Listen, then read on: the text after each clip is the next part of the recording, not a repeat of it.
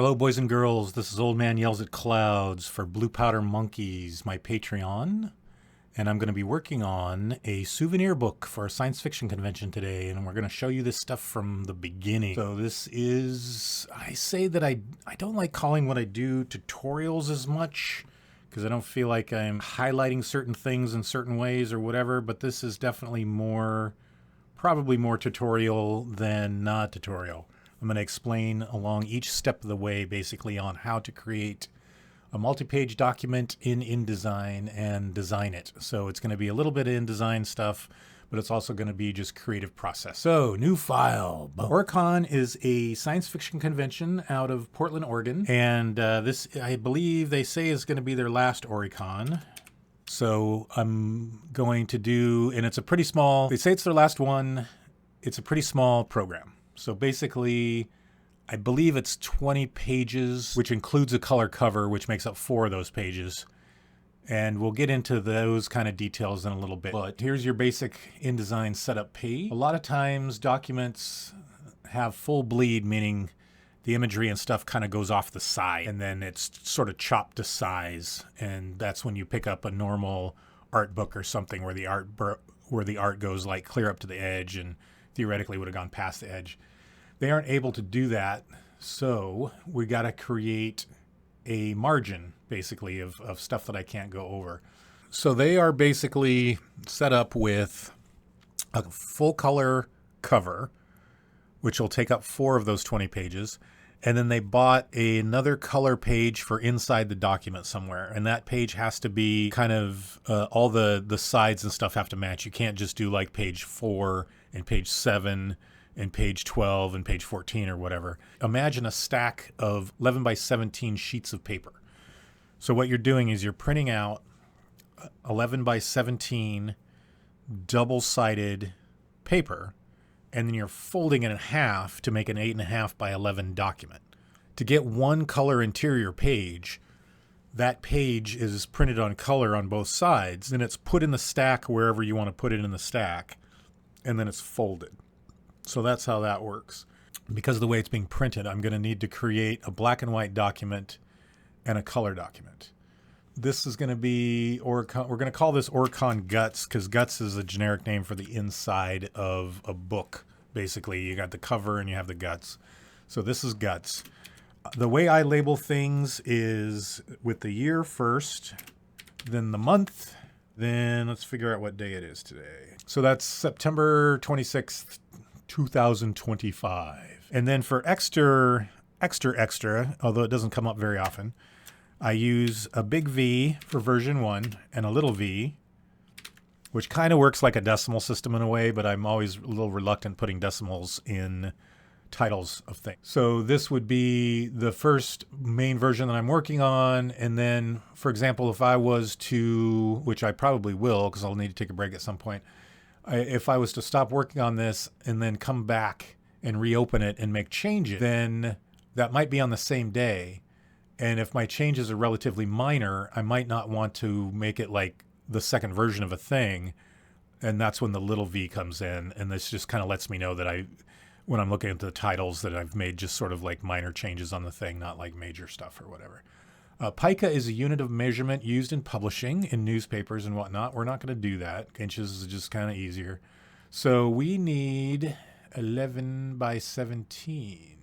So normally I would set this up as an 11 by 17 and then let the printer figure out how to basically set them up onto 11 by 17 sheets. I think I'm going to do that anyway, except that the interior is going to be different. I'm not going to need bleed on the interior. I might be overthinking that. We're going to do it we're going to do it the way that you're supposed to do it, as opposed to this weird like 11 by 17 thing. It's going to be, in theory, printed out on 11 by 17, but whatever. All right, so we would have 20 pages is the document. And then, I'm going to verify. Yeah, 20 pages is the document. And then we have 16 pages for the interior, because 4 of that is cover.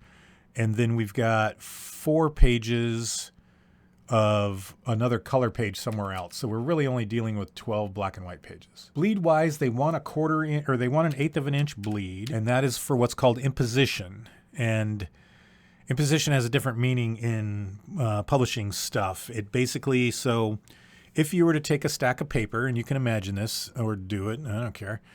If you take a stack of like 20 pages and then you fold it in half to create like a little booklet, you know that that end, not the fold end, but the leaf end, is going to appear kind of ragged, or the inside pages are going to be pushed out by the thickness of the paper. And a lot of times, not a lot of times, all the times, when printers print stuff out, that happens. And then the printer trims off that loose end a little bit to make it flatter.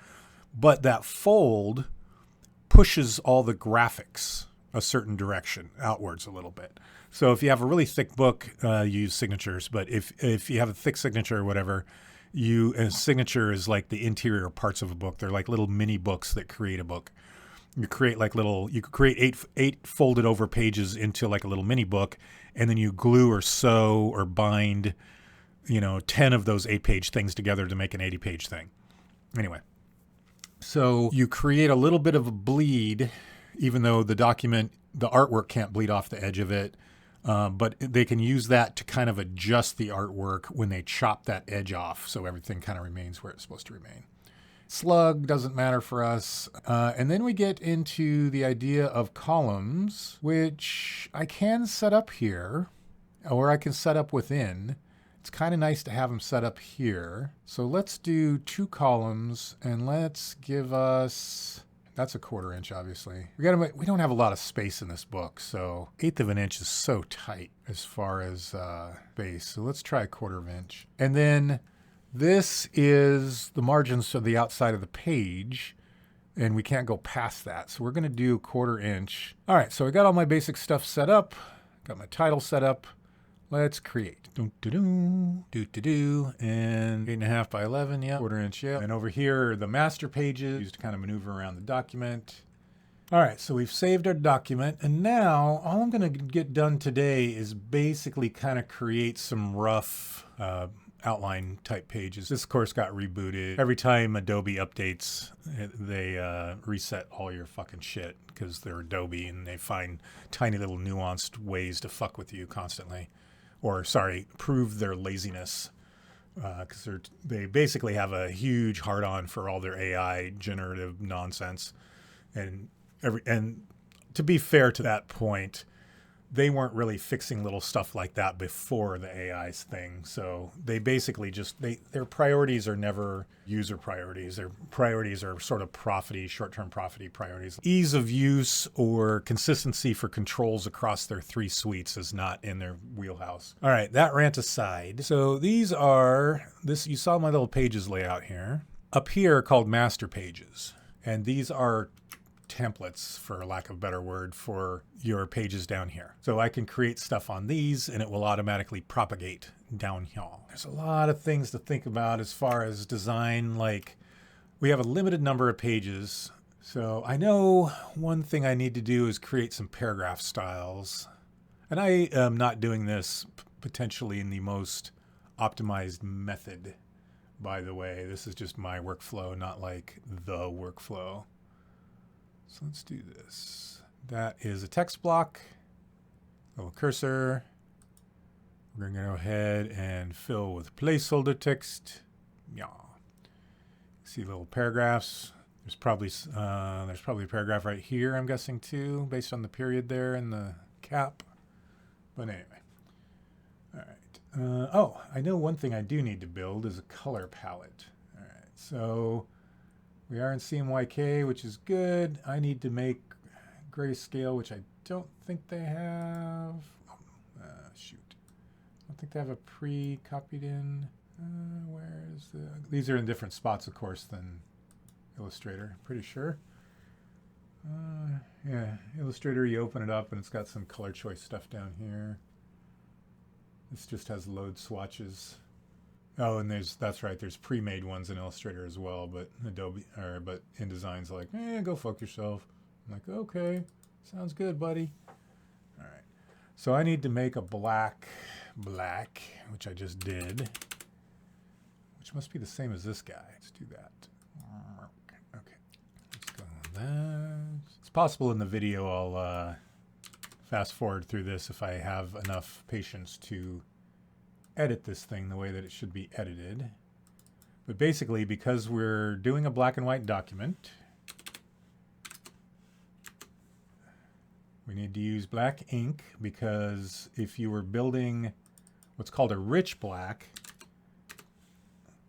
a rich black is basically, oh, that was saying, I was like, what did I do there? A rich black is a black built with all four of these. So as long as these percentages, you want these percentages to add up to about 300% or less worth of color. So on a rich black, you might do like, I don't know, let's just make some stuff up here for a second. There, and then there, and then there, and then that. Okay, let's do that.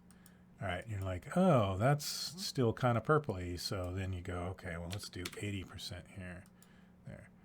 What the preview does. Anyway, that still doesn't even look like it's even close, right? So then maybe I'm going to do maybe this. Okay, that looks pretty dark, right?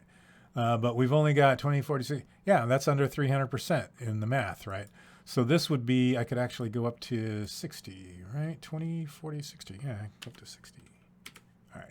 So this would be an example of a rich black. This looks pretty black, but it theoretically looks even more black than 100% K, because, or it basically has like a depth or a nuance. It's salty compared to that, which is just black.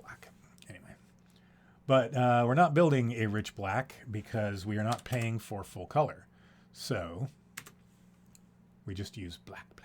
But that does mean I can use different percentages, tints, basically. Well, these aren't technically tints, but they kind of are. All right, so should we go down to 40? Do 40. And then we do like 25 and 10. Ah, damn it. And for fun, we'll try 5. Hands are being a little ridiculous today. Okay, so basically you don't want to, or there's some flexibility with not making things like this text, for example, hundo percent black. Okay, so now that's black. So there's not a lot of wiggle room as far as where to go, with this. For example, though, if it's 80, let's say, then that's going to be still pretty readable when it gets printed out. But then you're going to get a little pop right there with 100% stuff. All right, that's not too bad.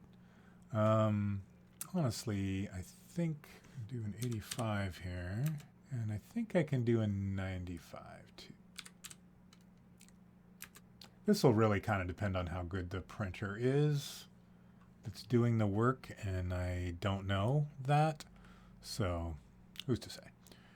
Anyway, all right. So then, because what I'm going to experiment with, the idea is basically maybe toning the text a little bit this way. That really doesn't really do much, does it? 70, 80, 90. Yeah, it's possible that'll come out in the wash. What I think I'll do is I'll create paragraph style, which I'll show you in a minute, and I'll have several with like the colors sort of built in or whatever. Okay. All right.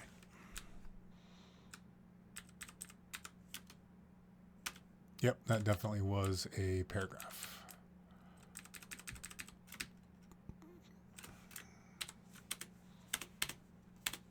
All right, so now I'm going to build a paragraph style. I'm going to build this with Sophia, which is kind of my go-to sans serif. Go medium. We're going to go 12 point.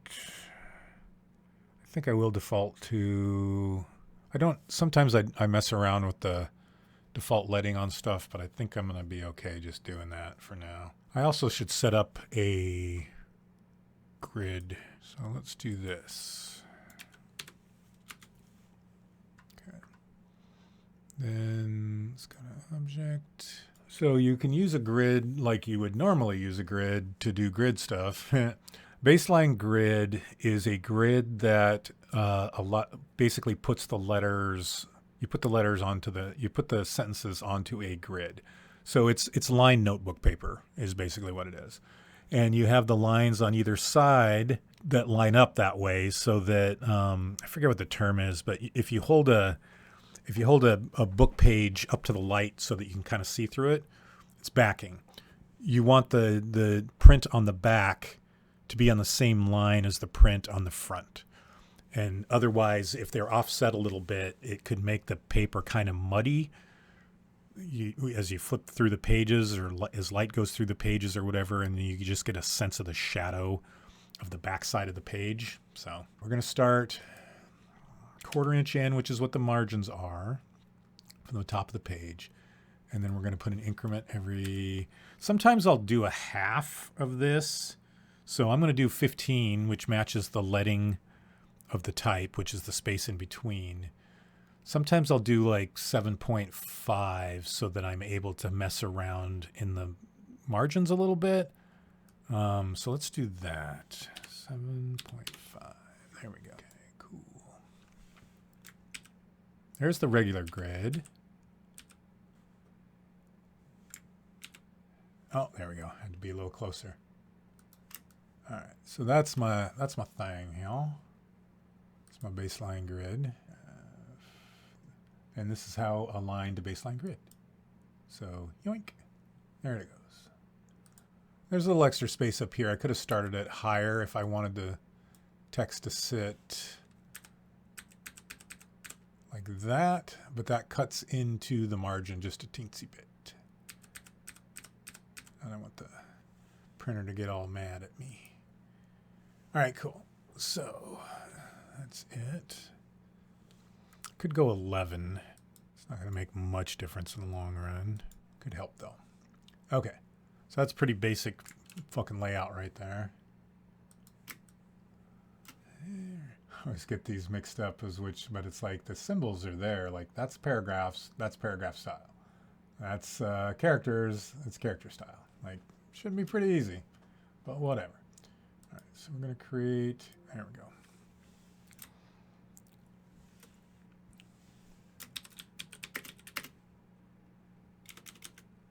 Call this base 90. Control 1. Sophia, medium 1115. That's good. Alignment left. Line to grid, all lines. All that's good. Oh, oops. Left indent. First line indent. There we go.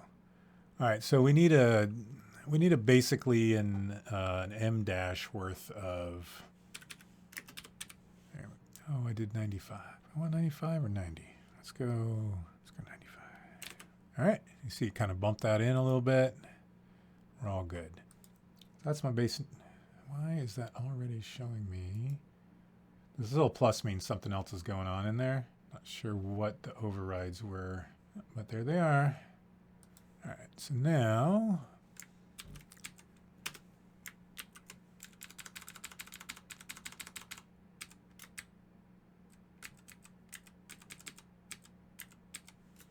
this.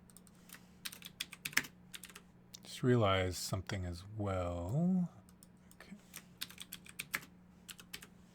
80,000.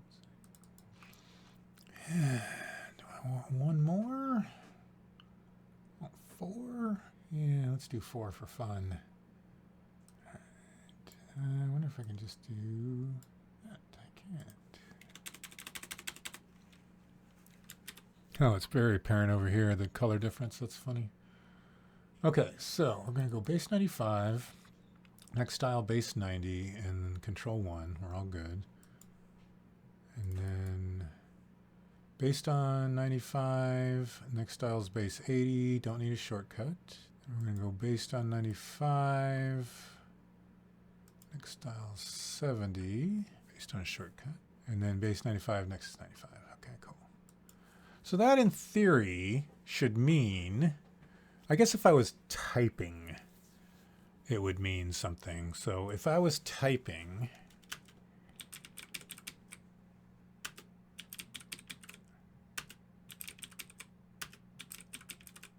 that's fucking awesome, actually. So now that you were watching me typing, watch over here. There's the base 95 paragraph style, base 90, base 80, base 70. That's pretty cool. It's not going to help me a lot because I'm going to be importing a lot of this text. However, it did make me realize I do need shortcuts. There's 2, there's 3, there's 4. This is all the bare bones. Like, I'm going to end up doing stuff that one might consider more creative as we go along, but we're setting up just like the raw bones of the thing right now. So then the other thing I debated on this actually. Well, actually, I debated on whether or not to have page numbers. And I'm going to go ahead and do page numbers, but I honestly don't think that they're needed. Oops. All right. There we go. Okay. And then we're going to do that. And then I'm going to go ahead and go that. And just for fun, we're going to make that a little bigger.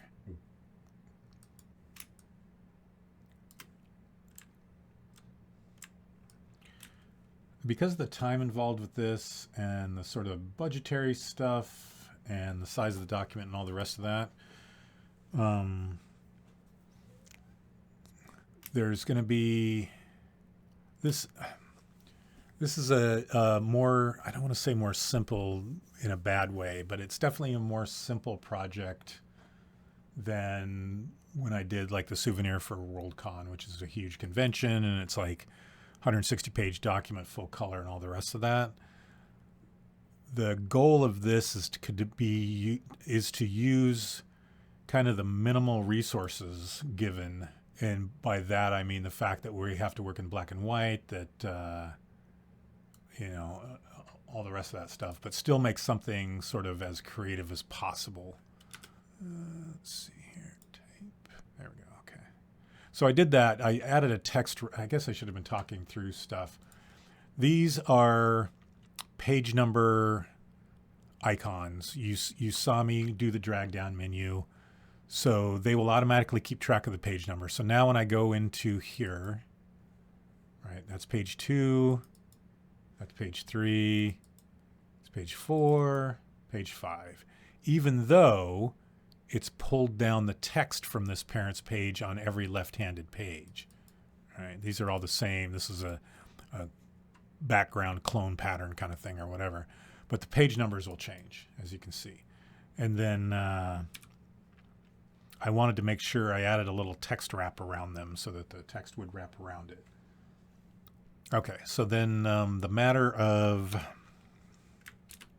how far down the text goes, normally I would sort of, see if I wanted to be super hardcore, I could kind of adjust these baselines, or I could adjust the leading in order to kind of match up with this. Let's try that, actually. That might be kind of fun. All right, so we've got it. All right, so these are 7.5. Point text actually fits there, doesn't it? Interesting. Okay, very possible it could cut the end of that. No, it won't. Okay, yeah. So I need to adjust this just enough for one more line of text. And this is maximizing their space since they have so few pages. Should have done that. Let's undo that. Let's try this again. Oh, okay. It's going to allow me to preview. It's Not going to allow me to preview. Oh my gosh. That's so dumb. All right.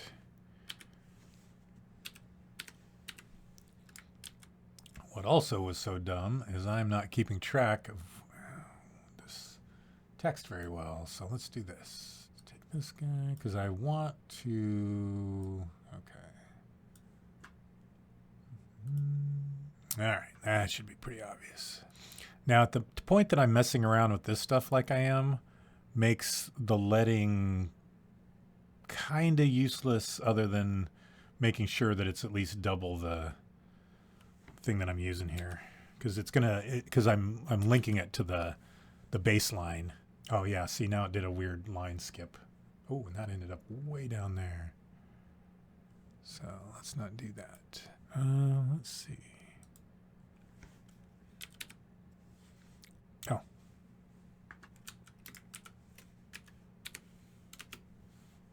Actually, let's see. This is kind of an either or thing. I was going to say I could do the line, only the first line to it, but whatever. Okay. Now, once again, I've sort of done stuff out of order. If basically I change all this up like I want, or like I'm thinking about doing here. There we go. So I have this leaded at 14, but it's going to stick to the baseline grid, which means it's going to be closer to 15. It's going to be like that 14.98 type of thing, or 96 or whatever it was. So, but that gained another line of text. Yeah. Okay, cool. All right. Okay, so I am okay with that. Now, normally I would build a grid of some type, which basically a grid I've talked about before, but you kind of want to put elements in the same sort of areas on every page to make everything look, you know, cohesive or whatnot. But I don't know that that's going to be, I'm not going to worry about it too much for a document this small. Plus, I'm not even sure what kind of content I have yet. All right, so readjusting all that grid and doing all that stuff, in theory, would make me go back and readjust these things. But I don't need to right now. It may come back to haunt me or whatever, but right now they're all they're aligned to the baseline grid. So the actual numerical leading doesn't really matter. So going back through in here and like changing it isn't going to do a whole lot for me right now. So we're going to call that good. Okay, and at some point I'm going to design probably some little icons and things to kind of be in the background here, but that's the basic layout, and that's kind of what I wanted to get accomplished today. The other decision that I would, in theory, make in a document with more space, where I had more space to do stuff, is potentially like a little footer, so that the text maybe came down to here, and it said like Orycon, and their theme this year is like Don't Fear the Reaper, and then it said like Don't Fear the Reaper or something down here. But that's going to lose like a bunch of text lines if I do that. So maybe that's okay. And how you would do that, am I still? Yeah, I'm still in that thing. So you do something like this.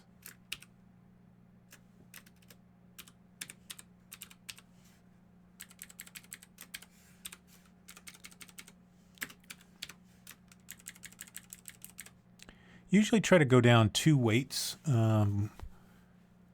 or 2 font sizes to show differences. So if I wanted to make this smaller, I'm not sure. Oh, I bumped this up to 14. And this should be 12 or 11. Yeah, so that's fine. So this should probably be 11. And then I would go down to, I would go from black to bold to semi-bold. I would have to go down to at least semi-bold. But we're going to go down to medium. You know what? I'm going to leave this at 14 and black. We're going to use color. Oops. We're going to use color. Let's watch this. There we go. Let's go fitty. There we go. Yeah, so I have to start thinking in like shades of gray. Chilling up in the river.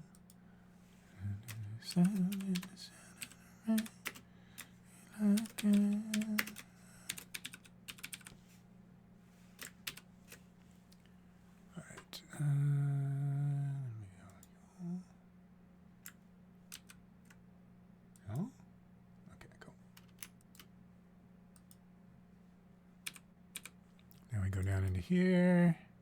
Yeah, page 7, page 8. I wonder if I have a little, I seriously doubt this font would have like a tiny little skull, but that would be kind of cool. I might design one to put like right in the middle there. Not sure what the symbol for glyphs are. Bonk star. I like this. I like that weird little thing. Hash, solid hashtag. Oh.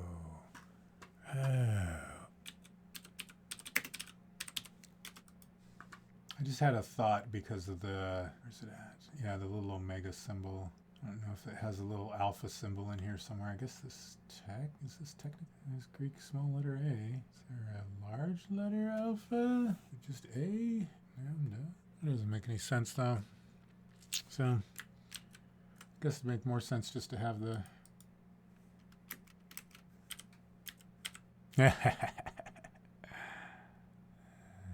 That's awesome. All right.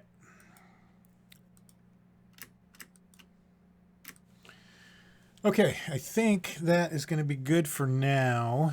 I'll start doing some creative stuff and potentially, I say stretchingly, potentially let you in on that. Chances are, though, I'll just kind of be working on some stuff and stream. Oh, that was super hissy, wasn't it? Basically, I will stream when I'm doing either getting into specific page layouts and that kind of stuff. All right. For all of you out there who support us, thank you very much. And for everyone else, thank you very much. And we'll talk to you again.